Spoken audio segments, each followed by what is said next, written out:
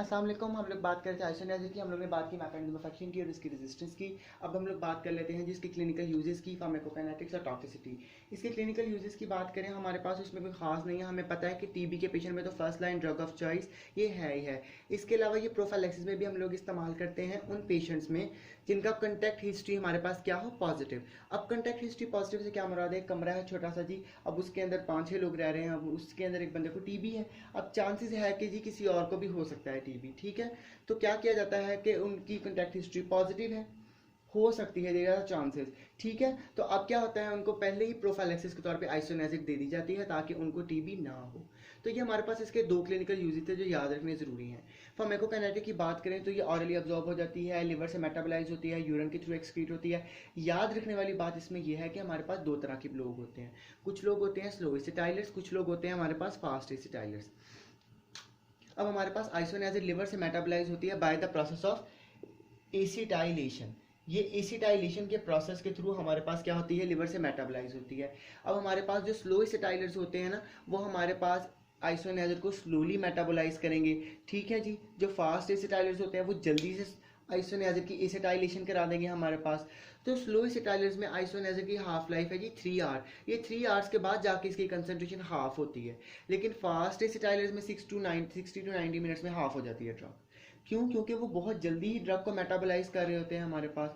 तो ये हमारे पास इसके अंदर याद रखने वाली बात थी कि हमारे पास स्लो एसिटाइलर्स में आइसोनियाज़िड की डोज और देते हैं, फास्ट एसिटाइलर्स में थोड़ी सी और कोशिश की जाती है फास्ट एसिटाइलर्स में लोडिंग डोज दी जाए, ज़्यादा डोज दी जाए, ताकि हमारे पास ये ना हो कि 60 टू 90 मिनट्स के बाद ही हमारे पास डोज जो है वो आधी रह जाए, ठीक है। तो ये इस चीज़ का ख्याल रखा जाता है हमारे पास।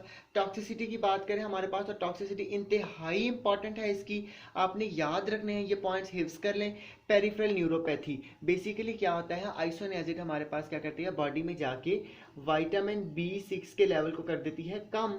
जब विटामिन B6, जिसको हम लोग पायरिडॉक्साइन भी कहते हैं, जब उसका लेवल बॉडी में कम हो जाता है हमारे पास, तो क्या होता है हमारे पास जी, पेरिफेरल न्यूरोपैथी हो जाती है। न्यूरोटॉक्सिक साइड इफेक्ट्स आते हैं, जैसे जी हमारे पास मसल ट्विचिंग हो गई, ठीक है जी। इस तरह के हमारे पास साइड इफेक्ट्स आना शुरू हो जाते हैं। तो जब भी आइसोनियाज़िड एक डॉक्टर टीबी के पेशेंट को रिकमेंड करता है, तो साथ में वो ये ज़रूर कहता है कि आपने at least 10 gram milligram per day के हिसाब से विटामिन B6 का सप्लीमेंट लेना है, ताकि आपको पेरिफेरल न्यूरोपैथी ना हो। तो ये साइड इफेक्ट बहुत इंपॉर्टेंट है, याद रखना।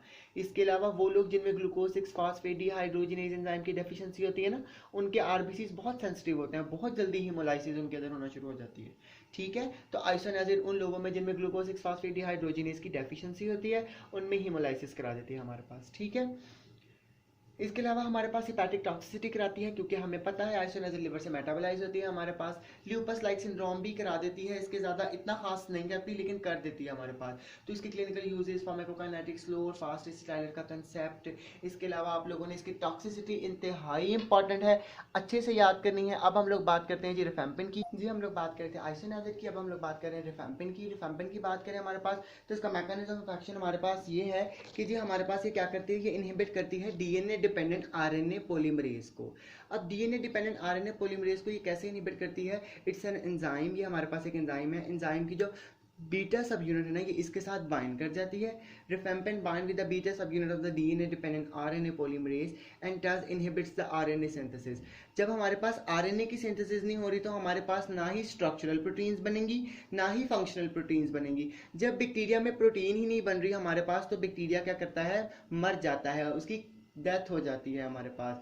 तो बेसिकली रिफेम्पिन का ये छोटा सा मैकेनिज्म ऑफ एक्शन है हमारे पास, इंतहाई इंपॉर्टेंट है शॉर्ट क्वेश्चन के पॉइंट ऑफ व्यू से, ठीक है। इसके अलावा अगर इसकी रेजिस्टेंस की बात करें हमारे पास, तो रेजिस्टेंस में हमारे पास क्या करता है, बैक्टीरिया म्यूटेशन कर लेता है RPROB जीन में। अब RPROB जीन का क्या काम होता है? इसका काम होता है जी कि इसने बनाना है ये बीटा सब यूनिट, ठीक है जी। जब इसमें म्यूटेशन आ गई तो बीटा सब यूनिट की कॉन्फ़िगरेशन क्या आ गई, चेंज हो गई। जब बीटा सब यूनिट चेंज हो गया, तो रिफेम्पिन जितनी मर्जी आ जाए, वो बीटा के सब यूनिट के साथ जब बाइंड ही नहीं करेगी, तो ये एंजाइम इनहिबिट नहीं होगा, आरएनए की सिंथेसिस चलती रहेगी और बैक्टीरिया किल नहीं होगा, ठीक है। बैक्टीरिया ने ये हमारे पास एक रेजिस्टेंस का मैकेनिज्म अडॉप्ट किया हुआ है हमारे पास, ठीक है, ये आपने याद कर लेना है। इसकी फार्माकोकाइनेटिक में कोई ऐसी खास बात नहीं है, ऑरली एब्जॉर्ब होती है, लिवर से मेटाबोलाइज होती है, यूरिन के थ्रू एक्सक्रीट होती है। याद रखने वाली बात यह है कि जिनको रिफेम्पिन दी जाती है उनके यूरिन का कलर ऑरेंज हो जाता है। ठीक है, सिनेरियो बना के आ सकता है, एमसीक्यू आ सकता है कि वो कौन सी ड्रग है जिसे ऑरेंज कलर यूरिन आता है आपके पास, तो वो हमारे पास है जी रिफेम्पिन। याद कर लें इस चीज़ को। इसके क्लिनिकल यूजेस इंतहाई इंपॉर्टेंट है, हमारे पास शॉर्ट क्वेश्चन में पूछे जा सकते हैं। बेसिकली हमारे पास टीबी के पेशेंट में इस्तेमाल होती है, first line drug of choice है, हमें पता है। जो इसका नेक्स्ट यूज है ना वो बड़ा ही इंपॉर्टेंट है हमारे पास, वो है लेप्रोसी के अंदर। ठीक है, माइकोबैक्टीरियम लेप्री की वजह से जो लेप्रोसी होती है ना जिजाम, अब ये क्या करता है बेसिकली, हम ना लेप्रोसी के पेशेंट को देते हैं डेप्सन देते हैं या आइसोडेप्सन देते हैं।